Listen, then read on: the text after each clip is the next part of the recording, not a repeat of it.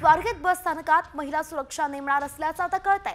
तक्रार नियंत्रण कक्ष सुद्धा स्थापन केला जाणार अशी माहिती मिळतेय। सीसीटीव्ही कॅमेऱ्यांची संख्या देखील इथे वाढवली जाणार आहे। एसटी प्रशासनानं हे काही मोठे आणि महत्त्वाचे निर्णय आता घेतले आहेत। स्वारगेट बस स्थानकामध्ये एका तरुणीवरती अत्याचार झाला होता आणि त्यानंतर आता आगार प्रशासन जे आहे ते अखेर त्याला जाग आल्याचं दिसतंय। बस स्थानकामध्ये महिला सुरक्षा रक्षक नेमले जाणार आहेत। कक्ष सुद्धा तक्रार नियंत्रण कक्षही स्थापन केले जाणार आहेत आणि सीसीटीव्ही ही बसवले जाणार आहेत।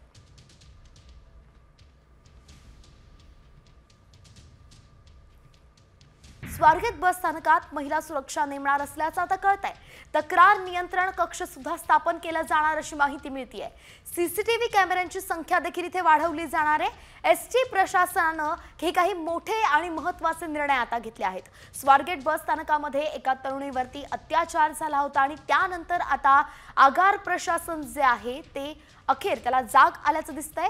बस स्थानकामध्ये महिला सुरक्षा रक्षक नेमले जाणार आहेत। कक्ष सुद्धा तक्रार नियंत्रण कक्षही स्थापन केले जाणार आहेत आणि सीसीटीव्ही ही बसवले जाणार आहेत।